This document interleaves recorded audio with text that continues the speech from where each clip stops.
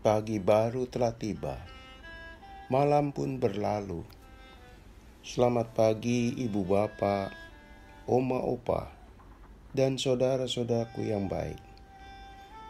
Kiranya kita memasuki tengah pekan ini dengan pengharapan di dalam Tuhan, Sang Pemilik kehidupan yang kita kenal dalam Yesus Kristus.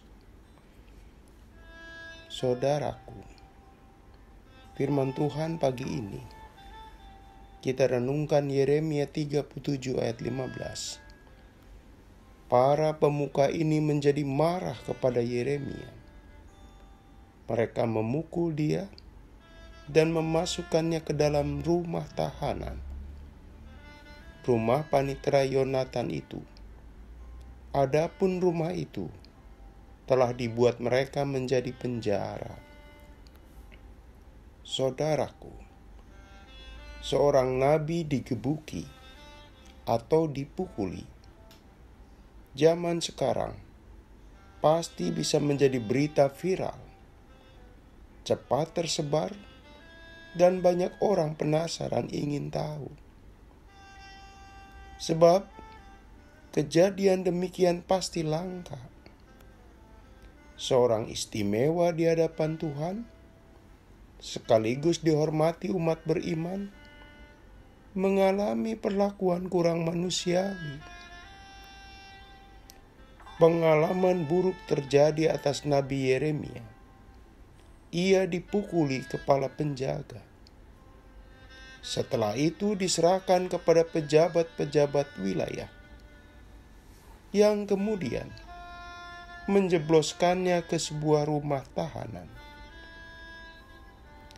Saudaraku, betapa beraninya mereka memperlakukan amat buruk orang terhormat sekaliber Nabi Yeremia.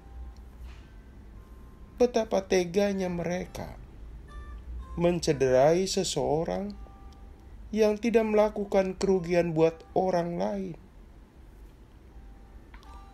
Seorang nabi dalam rangka menyatakan kebenaran Allah. Tidak semua orang respek kepadanya, sebagaimana sikap manusia atas kebenaran. Jika kebenaran itu menyenangkan hatinya, kebenaran disambutnya dengan ramah.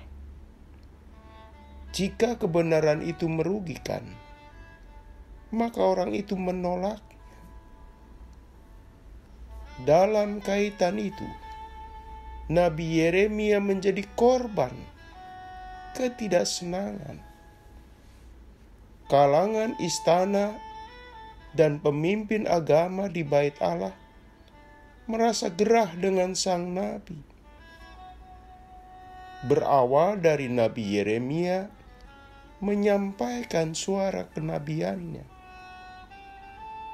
Dia konsisten dengan tugas di pundaknya. Dia terus-menerus memberitakan tentang hukuman Tuhan atas kerajaan Yehuda. Sejalan dengan itu, meminta mereka bertobat.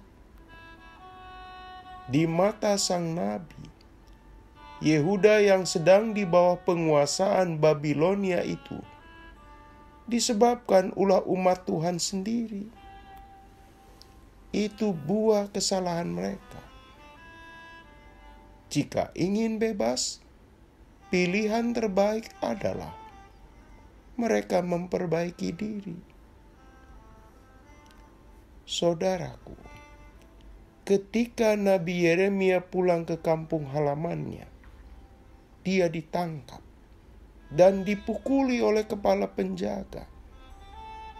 Tentu saja secara fisik babak belur. Pelakunya selanjutnya menyerahkan ke yang berwenang. Ironisnya, bukan dirawati.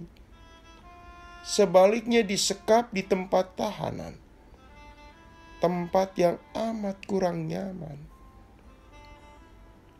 Ironis, seorang nabi diperlakukan begitu kejam. sekarang ini saja seorang preman masih menghormati pendeta atau tokoh agama. Jika seseorang memperkenalkan diri sebagai rohaniwan, mereka saja masih segan. Mereka menahan diri agar tidak berbuat kekerasan atas kalangan rohaniwan. Saudaraku, disinilah suara kebenaran itu bukan suara merdu di telinga para penguasa yang keras kepala, bahkan termasuk pemimpin agama. Suara nabi, suara yang tidak disukai. Akhirnya, di saat Nabi Yeremia melakukan perjalanan ke kampung halamannya, di sana ditangkap, dianiaya. Dalih yang dibuat karena sang nabi berkomplot dengan orang Babilonia. Dalih yang jelas-jelas fitnah. Saudaraku, firman Tuhan hendak mengingatkan ulang kepada Anda dan saya. Sesungguhnya, menyampaikan kebenaran tidak mudah. Tidak semua orang selalu memberikan sambutan manis, tepuk tangan, malah beresiko. Sambutan atas kebenaran ternyata bisa bersifat kegeraman. Kemudian kegeraman itu diterjemahkan dalam bentuk kekerasan fisik dan menimbulkan rasa takut secara emosional. Saudaraku, pengalaman demikian, diserang secara fisik dan nyawa terancam, bisa melahirkan keengganan menyampaikan kebenaran. Enggan menegur yang salah, enggan lantaran takut menanggung resiko, takut kehilangan rasa nyaman, takut tersinggung, takut kehilangan teman, takut kehilangan rezeki, dan banyak lagi.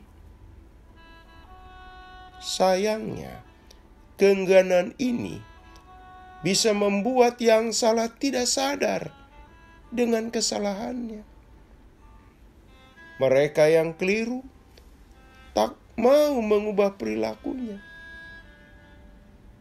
Memang, rasa takut itu bagaikan tembok tinggi dan tebal, menjadi kekuatan yang merintangi niat menyampaikan kebenaran.